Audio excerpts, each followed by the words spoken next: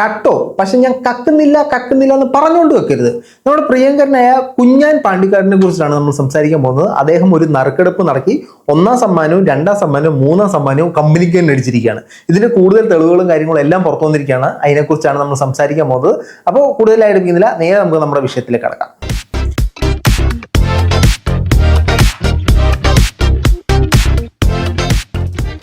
വിഷയം എന്താണെന്ന് അറിയാത്തവർക്ക് വേണ്ടി ഞാനൊന്ന് ബ്രീഫ് ചെയ്ത് പറയാം. പാണ്ടിക്കാട് കുഞ്ഞാൻ എന്ന് പറയുന്ന ആളുകളും കുറെ ഇൻഫ്ലുവൻസേഴ്സും എല്ലാം ചെയ്തിരുന്ന ഒരു പ്രൊമോഷൻ നടത്തി.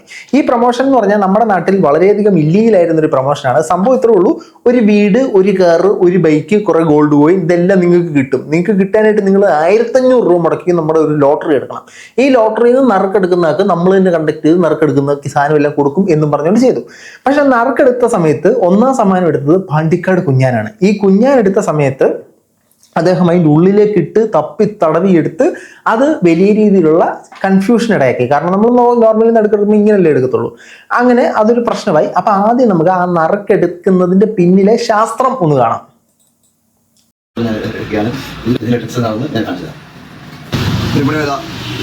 ഈ ഒരു പേപ്പറിന് 3 വശങ്ങളിലായിട്ട് ഇതിന് ടേപ്പ് ഒടിക്കുന്നു. ഈ പേപ്പറിന് കാണിക്കുന്നില്ലേ, ഇതിലേക്ക് ഇവിടെ ഒട്ടിച്ചു നോക്കുന്നു.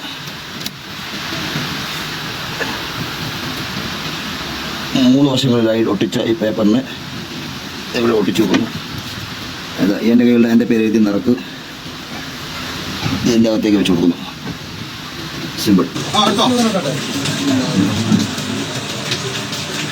ഇവിടെ എൻ്റെ കരിയറിൽ ആദ്യമായിട്ടാണ് ഒരുത്ത നറുക്കെടുക്കുമ്പോഴത്തേന് ഇങ്ങനെയും കൈയിട്ട് നറുക്കെടുക്കുന്നത് ഞാൻ ആദ്യമായിട്ടാണ് കാണുന്നത്. അത് ഈ കാര്യത്തിൽ ഈ കുഞ്ഞാൻ പറയുന്നത് ഞാൻ തെറ്റ് ചെയ്തിട്ടുള്ള അള്ളാനാണ്, നമ്മൾ അങ്ങനൊന്നും ചെയ്യുന്ന ടീമല്ല, നമ്മൾ കള്ളനല്ല എന്നാണ് പറയുന്നത്. പുള്ളിക്കാരൻ തെറ്റ് ചെയ്തിട്ടില്ലായിരിക്കാം. പക്ഷേ പുള്ളി ഇത് ആൾക്കാരുടെ മുമ്പിൽ പ്രസന്റ് ചെയ്തത് ഞാൻ കള്ളത്തരം കാണിക്കുന്നു എന്നുള്ള രീതി തന്നെയാണ്. അതിനകത്ത് യാതൊരു സംശയമില്ല. നറുക്കെടുക്കാൻ ഇത്ര സമയത്തിന്റെ ആവശ്യമില്ല. ഇങ്ങനെ തപ്പി ഈ കൈയെടുത്ത് ഇങ്ങനെ വെച്ചപ്പോൾ ഇദ്ദേഹം കാണിച്ച ഈ ഗ്ലാസ്സിൽ ഒട്ടിച്ച സാധനം ശരിയാണെന്ന് ഉറപ്പുവരുത്തുന്ന രീതിയിലാണ് ഈ നറുക്കെടുപ്പ് നടന്നത്. ആ നറുക്കെടുക്കുന്ന നിങ്ങൾ കണ്ടോ, മൊത്തം കണ്ടോ?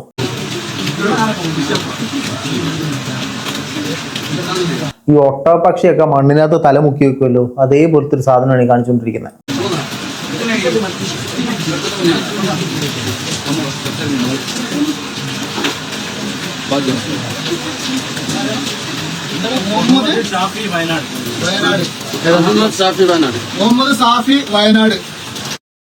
മുഹമ്മദ് സാഫി വയനാടിനാണ് ഈ ഫസ്റ്റ് പ്രൈസ് അടിച്ചത്. അപ്പോൾ ഒരുപാട് ആളുകൾക്ക് ഈ വിഷയത്തിനെ കുറിച്ച് ഒരു സംശയം തോന്നിയായിട്ട് ബന്ധപ്പെട്ട് ഒരുപാട് പേര് പലതരത്തിൽ പ്രതികരിച്ചു. ഈ മുഹമ്മദ് സാഫി വയനാടിന്റെ അടുത്തേക്ക് ഇദ്ദേഹം പോയി. ഇദ്ദേഹം മുഹമ്മദ് സാഫി വയനാടിന്റെ കൂടെ ഇരുന്ന് ഒരു വീഡിയോ ഒക്കെ ക്രിയേറ്റ് ചെയ്തിട്ടുണ്ടായിരുന്നു. അത് കഴിഞ്ഞപ്പോൾ ദാണ്ട്ര ട്വിസ്റ്റ്, ഈ മുഹമ്മദ് സാഫി വയനാട് എന്ന് പറഞ്ഞ ഫസ്റ്റ് പ്രൈസ് വീടടിച്ച പുള്ളിക്കാരൻ ഈ വീട് കൊടുത്ത ആളുടെ മകന്റെ ഉറ്റ ചങ്ങാതിയാണ് ഈ മുഹമ്മദ് സാഫി വയനാട്. അപ്പോൾ ഫസ്റ്റ് പ്രൈസ് കമ്പനിക്ക് അടിച്ചു. അത് കൃത്യമായി പറയുന്ന ഒരു വീഡിയോ നമുക്കൊന്ന് കാണാം. കുഞ്ഞാനെ, നറുക്കെടുപ്പൊക്കെ കഴിഞ്ഞ് നിങ്ങളെ പൈസ ഒക്കെ പോക്കറ്റിലാക്കി. ഓക്കെ, നിങ്ങൾ വിചാരിച്ചതിന് ആരും പ്രതികരിക്കൂലെന്ന്, പ്രതികരിക്കുക തന്നെ ചെയ്യും. ഈ ഷാഫി അവിടെ അല്ല കുഞ്ഞാനെ, ആരോ പറയുന്നത് മാനന്തവാടിന്ന്. ഈ ഷാഫി അവിടെ അല്ല. ഈ ഷാഫി സുൽത്താൻ ബത്തേരിൽ നിന്ന് 10 കിലോമീറ്റർ പോലെ ചെതലെന്ന് പറഞ്ഞ ഒരു മഹലുണ്ട്, അവിടെ അല്ലോന. ഈ നാസറിന്റെ കല്യാണം കഴിച്ചേ ചെതലത്തുനിന്ന്. നാസറിന്റെ മകനാടല്ലേ ചെതലത്ത്. എന്നാ ഈ ഷാഫി നാസറിന്റെ മകന്റെ ആരാ? ചെങ്ങായി. ഈ ഷാഫിക്ക് എന്താ പണി? സ്റ്റോണിന്റെ പണിയാ? കട്ട വിരിക്കുന്ന പണിയാ? അല്ല, ഓനെ ഒരു സ്വർണ്ണപ്പീടിയിലെ പണിക്കാരൻ.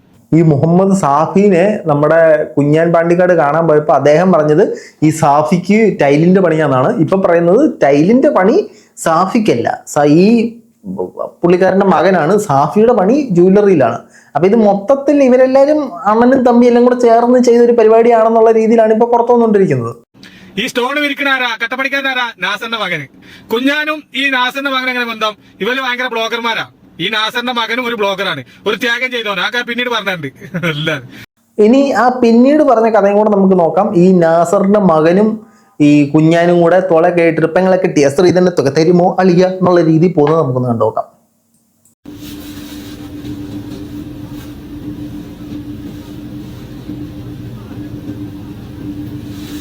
ഹായ്, എന്താണ് രണ്ടാളും ചെറിയാക്കിയ നിങ്ങള്? ഇതാണ് ഞാൻ പറഞ്ഞ മൂന്നാമത്തെ തെളിവ്. എന്താ വെച്ചാല് പാണ്ടിക്കാട് കുഞ്ഞാനും നാസറിന്റെ മകൻ അൻവറും. ഈ അൻവറിനൊക്കെ കണ്ടിട്ടുണ്ടാവും, യൂട്യൂബിലൊക്കെ ഉണ്ട്, കണ്ടവർക്ക് മനസ്സിലാവും. അപ്പോൾ അങ്ങനെ 1ാം സമ്മാനം കമ്പനി കഴിച്ചിരിക്കുകയാണ്. ഇനി നമ്മൾ നോക്കുമ്പോഴത്തേന് 2ാം സമ്മാനം. ഇതിനകത്ത് പ്രധാനമായിട്ടും 3 സമ്മാനങ്ങളാണ് വളരെ വിലയേറിയതായിട്ടുള്ളത്. 1 വീട്, 2 ജിമിനി കാറ്, 3 റോയൽ എൻഫീൽഡ് ബൈക്ക്. അപ്പം നമുക്ക് 2ാം സമ്മാനമായ ജിംനിയുടെ നറുക്കെടുപ്പ് നോക്കാം. ജിംനിയുടെ നറുക്കെടുപ്പ് നോക്കുമ്പോൾ നമ്മൾ തുടക്കത്തിൽ കണ്ട അതേ ശാസ്ത്രത്തിൽ തന്നെയാണ് നറുക്കെടുക്കുന്നത്. ഇങ്ങനൊരു കൈയിടുന്നു, ഇങ്ങനൊരു കൈയിടുന്നു, ഇത് തുളുമ്പിപ്പോന്നു, എടുത്ത് തെറിപ്പിക്കുന്നു, എന്നിട്ട് അടി കൂടെ തപ്പി ഒരെണ്ണം എടുക്കുന്നു. പൊതുവെ നറുക്കെടുപ്പ് ഇങ്ങനെയല്ലേ എടുക്കുന്നത്, ഇവരെന്തുവാണ് ഇങ്ങനെ എടുക്കുന്നത്? അന്ന് മുതൽ എല്ലാവർക്കും സംശയമുണ്ട്. ഏതായാലും 2ാം സമ്മാനം goes to Jimny goes to ആർക്കാണ് നമുക്ക് നോക്കാം.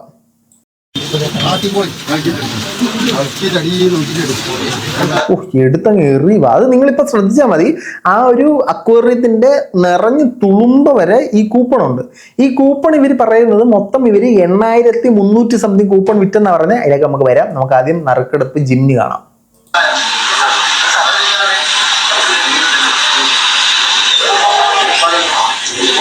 ഈ നറുക്കെടുക്കുന്നതും അതുപോലെ തന്നെ കൈയിട്ട് കുറേ നേരം അടിയിൽ എന്തൊക്കെയോ തപ്പി ഇടത്തെ സൈഡിൽ നീ എടുക്കണം, വലത്തെ സൈഡിൽ ഞാൻ എടുക്കണം എന്നുള്ള രീതിയിലാണ് ഇവരെടുത്ത്. ഇവർ കള്ളത്തരം കാണിച്ചോ നമുക്കറിയില്ല, പക്ഷെ കള്ളത്തരം ആണ് എന്ന രീതിയിൽ ജനങ്ങൾക്ക് തോന്നുന്നത് പോലെയാണ് ഇവരിത് കാട്ടിക്കൂട്ടി വെച്ചിരിക്കുന്നത്. ഇത്രയും സമയത്തിൽ അടിയിൽ നിന്ന് എന്തൊക്കെയോ തപ്പിപ്പിറകി എടുക്കുന്നുണ്ട്. ഇനി ഈ നറുക്കെടുക്കുന്ന സമയത്ത് കൂടെ നിൽക്കുന്ന വെള്ള ഡ്രസ് ഇട്ട പുള്ളിക്കാരനെ നിങ്ങളൊന്ന് ശ്രദ്ധിച്ചോ. പുള്ളിക്കാരിലേക്ക് നമുക്ക് വരാം.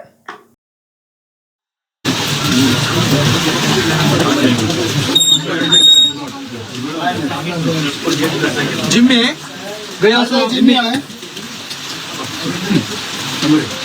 जासिर बैंगलोर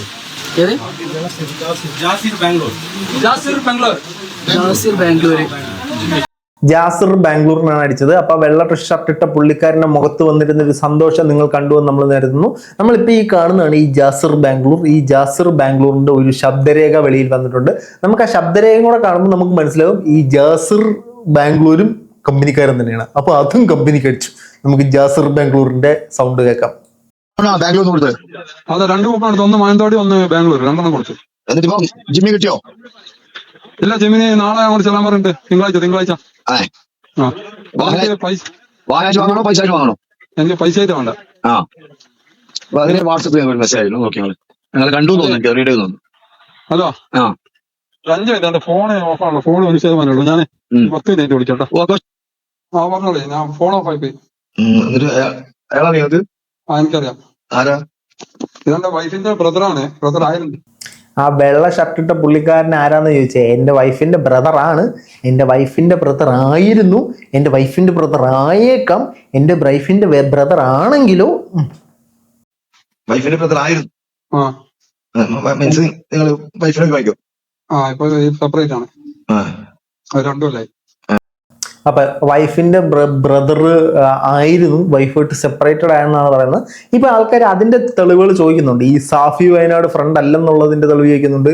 ഈ ബാംഗ്ലൂരിലെ പുള്ളിക്കാരനും ഈ വെള്ള ഷർട്ടുകാരനും തമ്മിൽ ബന്ധം ഇല്ലെന്നുള്ളതിന്റെ തെളിവ്, ഈ ഡൈവേഴ്സ് ആയെന്നുള്ളതിന്റെ പ്രൂഫും കാര്യങ്ങളൊക്കെ ചോദിക്കുന്നുണ്ട്. ഇനി 3ാം സമ്മാനം നോക്കിക്കഴിഞ്ഞാൽ 3ാം സമ്മാനം ബുള്ളറ്റാണ്. ബുള്ളറ്റ് ആർക്കാ അടിച്ചത്? നറുക്കിട്ടെടുത്തു. അപ്പുറത്ത് നിൽക്കുന്ന ഇന്ന ആളുടെ പേരും ഞാനാണത്, എനിക്കടിച്ചു എന്ന് പറഞ്ഞിട്ട് 3ാമത്തെ ബുള്ളറ്റും ഇവരുടെ കമ്പനിക്ക് തന്നെ അടിച്ചിട്ടുണ്ട്. 1, 2, 3 വിലയേറിയ സമ്മാനങ്ങൾ ഇവരുടെ കമ്പനിക്ക് അടിച്ചു. അപ്പൊ ഇതിനകത്ത് പറയപ്പെടുന്ന ഒരു അലിഗേഷൻ എന്ന് പറഞ്ഞാൽ 10,000-ന് താഴെയുള്ള കൂപ്പൺ നമ്പറുകളെല്ലാം സാധാരണ ഗോൾഡ് കോയിൻ അങ്ങനെ കുഞ്ഞു പ്രൈസ് അടിച്ചു. 10,000-ന് മേളിലുള്ള പ്രൈസ് എല്ലാം ഈ പറയുന്ന ജിമിനിയും സ്കൂട്ടിയും ജിമിനിയും ബുള്ളറ്റും വീടും ഒക്കെ അടിച്ചു എന്നൊരു പരക്കെ ആരോപണം നിൽക്കുന്നുണ്ട്. ആ ആരോപണത്തിലേക്ക് നമുക്ക് വരാം. നമ്മളിപ്പോൾ നോക്കുകയാണെങ്കിൽ ഇവരുടെ ഈ നറുക്കെടുപ്പ് നടക്കുന്ന സമയത്ത് ഇവർ ഈ സാധനങ്ങളെല്ലാം കൂടെ കിട്ടിയ കൂപ്പൺ എല്ലാം കൂടെ ഈ ഫിഷ് ടാങ്കിലോട്ട് കൊണ്ടിട്ടു, അക്വേറിയത്തിലേക്ക് കൊണ്ടിട്ടു. 7000 കൂപ്പൺ അതിനകത്ത് ഇട്ടപ്പെടുത്ത ഒരു രംഗമാണ് നിങ്ങളിപ്പോൾ കാണുന്നത്. പക്ഷേ 8000 കൂപ്പൺ ആയപ്പോഴത്തേനും ഇവർ ഈ മുങ്ങി തപ്പി തുളുമ്പിപ്പോകുന്ന പോലെ നിറഞ്ഞു. ശരിക്കും ഇവർ 8000 കൂപ്പൺ തന്നെയാണോ വിറ്റത് എന്നുള്ള കാര്യം നമുക്കറിയില്ല. സോ ഇതിന് കണക്കൊന്നുമില്ലല്ലോ. പ്രൈവറ്റ് ആയിട്ടൊരു വ്യക്തി ചുമ്മാ തട്ടിക്കൂട്ടൊരു പ്രകടനം നടത്തിയതാണ്. ഇനി നമ്മൾ വരുമ്പോഴത്തേനും ഇത് വലിയ രീതിയിൽ സോഷ്യൽ മീഡിയയിൽ ചർച്ച ചെയ്യപ്പോഴത്തേനും ഈ റെസ്പോൺസിബിലിറ്റി എല്ലാം പാണ്ടിക്കാട് കുഞ്ഞാൻ്റെ തലയിലോട്ടായി. ഈ വിഷയത്തിൽ തന്നെ ഓൾറെഡി വീഡിയോ ചെയ്ത മുകേഷ് എം നായർ വലിയ വീഡിയോ എല്ലാം ഡിലീറ്റ് ചെയ്തു. KL ബിജു ബ്രോ വീഡിയോ എല്ലാം ഡിലീറ്റ് ചെയ്തു. ഇങ്ങനെ ഒത്തിരി ഇൻഫ്ലുവൻസേഴ്സ് ഡിലീറ്റ് ചെയ്തു. ഇപ്പൊ പുള്ളിക്കാരനെ കുറേയൊക്കെ ഡിലീറ്റ് ചെയ്തു. ഇനി പുള്ളിക്കാരൻ അതിന്റെ ഒരു എക്സ്പ്ലനേഷൻ പറയുന്നത് നമുക്ക് കേൾക്കാം. ഞാൻ മാത്രം തന്നെ വീഡിയോ ചെയ്തിട്ടുണ്ട്. നമ്മളെ കേരളത്തിലെ നമ്പർ 1 യൂട്യൂബറായ നമ്മളെ KL ബ്രോ ബിജു ചെയ്തിട്ടുണ്ട്. അതേപോലെ പിന്നെ നമ്മളെ ചെയ്തിട്ടുണ്ട്. അതേപോലെ ഒരു പാട്ടുകാരിയാണ് ഈ കുട്ടി, ഇത് ചെയ്തിട്ടുണ്ട്. പിന്നെ ഇവരെല്ലാം ചെയ്തിട്ടുണ്ട്. പണ്ടൊക്കെ നമ്മൾ സ്കൂളിൽ പഠിക്കുമ്പോഴത്തേനും വീട്ടിൽ ചെന്നിട്ട് ഇപ്പോൾ എനിക്ക് കണക്കിന് 5 മാർക്കേ ഉള്ളൂ, ചെന്നിട്ട് എനിക്ക് 5 മാർക്കുള്ളൂ, എൻ്റെ കൂട്ടുകാരൻ അവന് 1.5 മാർക്കുള്ളൂ, എനിക്ക് 5 മാർക്കുണ്ട്, അങ്ങനെ പറയുന്നതല്ല. ഞാൻ മാത്രമൊന്നുമല്ല, അവരൊക്കെ ഉണ്ട്. ഹരിഹർ നഗറിനകത്ത് മറ്റേ ജഗദീഷ് പറയുന്ന പോലെ. പക്ഷേ ഇപ്പോൾ ക്രെഡിറ്റ് എല്ലാം ഇരിക്കുന്ന പുള്ളിക്കാരൻ്റെ തലയിലാണ്. പുള്ളിക്കാരനാണ് ഇത് ഫുള്ളായിട്ടുണ്ടായിരുന്നത്, പുള്ളിക്കാരനാണ് ഇതെല്ലാം ചെയ്തത്. ഒരു പാവപ്പെട്ട ആള് കടബാധ്യതയിൽ മുങ്ങിയപ്പോഴത്തേന് അദ്ദേഹത്തെ രക്ഷിക്കാൻ വേണ്ടി ചാരിറ്റി എന്ന തലത്തിൽ ഇറങ്ങി തിരിച്ചതാണ്. ബാക്കി കേൾക്കട്ടെ, ഇവരൊക്കെ ഉണ്ട്. എന്നിട്ട് ഇതാരാന്ന് എനിക്കറിയില്ല, ഇത് ചെയ്തിട്ടുണ്ട്. പിന്നെ എന്താണ് ഈ വ്യക്തി ചെയ്തിട്ടുണ്ട് വീഡിയോ, ഒക്കെ നിങ്ങൾ കണ്ടോളി. ഞാൻ മാത്രമൊന്നുമല്ല ഇത് വീഡിയോ ചെയ്തിരിക്കുന്നത്, ഒരുപാട് ആൾക്കാരാണ് ഇത് വീഡിയോ ചെയ്തിരിക്കുന്നത്. നറുക്കെടുപ്പിന്റെ അമ്മ ഇജ്ജ് മാത്രം എന്തുകൊണ്ട് പോയി, എന്തുകൊണ്ട് വീഡിയോ ചെയ്തു? ഇജ്ജ് മാത്രം തന്നെയല്ല വീഡിയോ ചെയ്തിട്ടുണ്ട്, വേറെയും ഒരുപാട് ആൾക്കാർ വീഡിയോ ചെയ്തിട്ടുണ്ട്. നമ്മളെ കേൽബ്രോ ബിജു ചെയ്തിട്ടുണ്ട്, അതേപോലെ മുകേഷ് നായർ ചെയ്തിട്ടുണ്ട്, പിന്നെ ഇന്ത്യന്റെ കുറെ സുഹൃത്തുക്കൾ ചെയ്തിട്ടുണ്ട്, പിന്നെ ഞാൻ അറിയാത്ത ഒരുപാട് ടീം ഈ വീഡിയോ ചെയ്തിട്ടുണ്ട്. അപ്പൊ ഞാൻ നാസർക്കാർ ചന്ദന നാസർക്കാങ്ങൾ ഓരൊക്കെ വിളിക്കുന്നത്, ഇജ്ജ് തുടക്കം മുതൽ അവസാനം വരെ എൻ്റെ ഒപ്പം ഉണ്ടല്ലോ. അപ്പൊ ഞൊക്കപ്പാടെ വിളിച്ചു കഴിഞ്ഞാൽ അവർക്കൊക്കെ അൻഡിയിലേറെ കൂടുതൽ പൈസ ഞാൻ കൊടുക്കേണ്ടി വരും. ഞാനൊരു നിശ്ചിത എമൗണ്ട് എന്ന് ഞാൻ പറഞ്ഞിരുന്നത്, ഞാൻ പൈസ വാങ്ങിയിട്ടുണ്ട് കേട്ടോ. അപ്പോ ചാരിറ്റി അല്ല, നമ്മൾ പൈസ മേടിച്ച് പ്രൊമോഷൻ തന്നെയാണ് ചെയ്തത്, മിസ്ലീഡിങ് പ്രൊമോഷൻ. അതായത് നമ്മുടെ നാട്ടിൽ നിയമപരമായി ഇല്ലീഗലായിട്ടൊരു സാധനത്തിനെ ഒരാളുടെ നിന്ന് പൈസ മേടിച്ച് അതിനെ പ്രൊമോട്ട് ചെയ്ത് അതിനകത്ത് നാട്ടുകാർക്കെല്ലാം സംശയം തോന്നുന്ന രീതിയിൽ അതിനെ മുന്നോട്ട് കൊണ്ടുപോയി സ്വന്തക്കാർക്കും ബന്ധുക്കാർക്കും എല്ലാം ജിമിനിയും ബുള്ളറ്റും എല്ലാം എടുത്ത് കൊടുത്തു. നമ്മളപ്പോൾ കുറ്റക്കാരൻ തന്നെയാണ്. ഇത് പ്രൊമോഷൻ ആണ്, ഇതല്ല നമ്മൾ വിചാരിച്ചുള്ള ചാരിറ്റി ഒന്നും അല്ല. അപ്പൊ അതുകൊണ്ടാണ് ഞാൻ വിളിച്ചത്. ഇത് ഇയാളെ അജഭാവം തോന്നിക്കാണ്ട് എന്താട്ടി ഞാൻ അവസാനം മുതൽ വരെ നിന്ന്, കാരണം നിങ്ങളെ മുന്നിക്ക് ലൈവ് ഇടുന്നതും നറുക്കെടുക്കുന്നതും ഒക്കെ ഞാൻ കാണിച്ചത് അവസാനം ഇഞ്ച പെരടിക്കാണ് ഇതൊക്കെ വന്ന് പോണത്. അതങ്ങനെയാണ്, നമ്മൾ മോങ്ങാനിരുന്ന തലയിൽ തേങ്ങ വീണെന്ന് പറയത്തില്ലേ, ആ ഒരു അവസ്ഥയാണ് ഇപ്പൊ പുള്ളിക്കാരന്. അതിന് ഏറെക്കുറെ കാരണം പുള്ളിക്കാരൻ തന്നെയാണ്. ഇത് ഓൾറെഡി അഷ്കർട്ടയ്ക്കൊക്കെ ഇടപെട്ട് സീക്രട്ട് ഏജന്റൊക്കെ ഇടപെട്ട് ഓൾറെഡി ഇത് ആൾക്കാരുടെ ഇടയിൽ വലിയൊരു ചോദ്യചിഹ്നമായി നിൽക്കുന്നു. നിയമത്തെ വെല്ലുവിളിച്ച് ഇല്ലീഗലായിട്ടൊരു സാധനം നടത്തുന്നു. അപ്പൊ കൂടുതൽ ശ്രദ്ധയോടെ വളരെ ട്രാൻസ്പെറന്റ് ആയിട്ട് നടത്തുക എന്നുള്ളത് നിങ്ങളുടെ വ്യക്തിപരമായ താല്പര്യമായിരുന്നു. നിങ്ങൾ ഏറ്റവും അടി വരെ പോയി തപ്പിയതും കുഴപ്പമില്ല. ഇങ്ങനെ കൈയിട്ട് ഇങ്ങനെ ഇട്ട് തപ്പി എന്താണ്ടൊക്കെ പിടിച്ചളർത്തി ഇത് തന്നെയാണ് ജിമ്മിക്കകത്തും ചെയ്തത്. അപ്പോൾ അത് എന്തോ ഒരു ഗൂഢാലോചന പോലെ തന്നെയാണ് നമുക്ക് സംശയിക്കുന്നത്. ഇനി അതല്ല എന്നുള്ളത് നിങ്ങൾ എങ്ങനെയൊക്കെ പ്രൂവ് ചെയ്യേണ്ടി വരും. എങ്ങനെ പ്രൂവ് ചെയ്യാൻ അറിയത്തില്ല. ഇത് പക്ഷേ ഇല്ലീഗലായിട്ട് കേസ് കൊടുത്താലും നിങ്ങൾ കൊടുക്കും. ബാക്കി പറയും. പറഞ്ഞു ഇത് ശരിക്കും ടിക്കറ്റ് പറഞ്ഞാൽ 15,000 ടിക്കറ്റാണ് ആദ്യം അടിച്ചത്, പിന്നെ എന്തായാലും 10,000 ടിക്കറ്റ് വേറെ അടിച്ചു. ആകെ പോയ ടിക്കറ്റ് എന്ന് പറഞ്ഞാൽ 8,300 ചില്ലാന ടിക്കറ്റാണ് പോയിക്കുന്നത്. 15,000 ടിക്കറ്റാണ് ഇവർ ആദ്യം അടിച്ചത്. 15,000 നിന്ന് 8,000 ടിക്കറ്റാണ് ഇവർക്ക് വിറ്റുപോയത്. പക്ഷെ അത് കണ്ടു കഴിഞ്ഞ് 7,000 നിന്ന് 1,000 കൂടുമ്പോഴത്തേന് ഇത്ര 7,000 നിന്ന് 1,000 കൂടുമ്പോൾ അത് ഇത്രയായിട്ട് മാറും. ആ ടെക്നിക്ക് മനസ്സിലായില്ല. 15,000 ടിക്കറ്റാണ് നിങ്ങൾ വിറ്റതെങ്കിൽ പോലും ഫസ്റ്റ് പ്രൈസ് അടിച്ചത് 21,000 എന്തോ നമ്പറാണ്. പിന്നെ ഒരു 19,000 അടിച്ചിട്ടുണ്ടായിരുന്നു. അപ്പൊ അതെങ്ങനെയാണ് അതിന്റെ ടെക്നിക്ക് മനസ്സിലാകുന്നില്ല. തോന്നുന്ന പോലെ ഒരു നമ്പർ ഇട്ട് വേറെ കൂപ്പൺ അടിച്ച്, അപ്പൊ അതിനകത്തും വ്യക്തതയില്ല.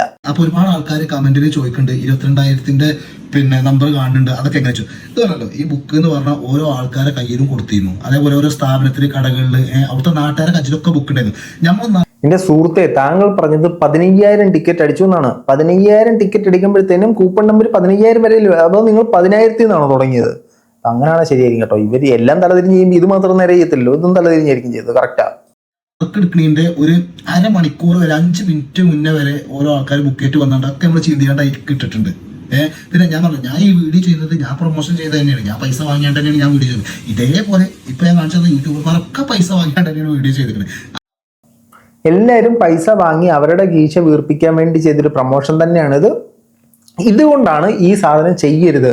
1,500 രൂപയ്ക്ക് വീട് തരും, കാറ് തരും എന്ന് പറയുന്ന സാധനത്തിൽ ഇടപെടരുതെന്ന് പറയുന്നത്. ഇതിനകത്ത് യാതൊരു റെഗുലേഷനും ഇല്ല. നമ്മുടെ നിയമപ്രകാരം ഇത് ഇല്ലീഗലാണ്. ഇത്തരത്തിലുള്ള ഉടായ്പ കാണിച്ചു കഴിഞ്ഞാൽ ഇവരിരുന്ന് മെഴുകത്തേ ഉള്ളൂ. അപ്പോൾ ഈ ആരെങ്കിലുമൊക്കെ ഈ ഇത്തരത്തിലുള്ള ലോട്ടറി എടുത്തിട്ടുണ്ടെങ്കിൽ നിങ്ങൾക്ക് അത് ഫെയർ അല്ല എന്ന് തോന്നുന്നുണ്ടെങ്കിൽ നിങ്ങൾ തീർച്ചയായിട്ടും കേസ് കൊടുക്കുക. ഈ സാധനം ഒന്നും കേരളത്തിലല്ല, ഇതെല്ലാം കർണാടക, കൂർഗ് എന്നൊക്കെ പറഞ്ഞ സ്ഥലത്താണ് ഇവർ വീട് കൊടുക്കുന്നതെല്ലാം. ഇതിനകത്ത് ഹൈലൈറ്റ് അടിച്ചതെല്ലാം മലയാളികൾക്ക്. സാഫി വയനാട്, ഖാദർ ബാംഗ്ലൂർ, എല്ലാം വയനാട്ടുകാർ, എല്ലാ സ്വന്തക്കാരും ബന്ധുക്കാരും, അടിച്ചവൻ ഉൾപ്പെടെ എല്ലാവരും അവിടെ നിൽക്കുന്ന ആൾക്കാരുമായിട്ട് ബന്ധമുള്ള ആൾക്കാർ. വിശ്വസിക്കാൻ പറ്റുന്ന സാധനം, കള്ളൊന്നും ചെയ്തിട്ടില്ല. വളരെ സത്യസന്ധമായിട്ട് വളരെ ട്രാൻസ്പെറന്റ് ആയിട്ട് ചെയ്ത ഒരു നറുക്കെടുപ്പ്. എന്താണ് നിങ്ങളുടെ അഭിപ്രായം? തീർച്ചയായിട്ടും കമന്റ് ബോക്സിൽ കമന്റുകൾ അറിയപ്പെടുന്ന മറ്റു വീഡിയോ ആണെന്ന് പറയാം. ബൈ.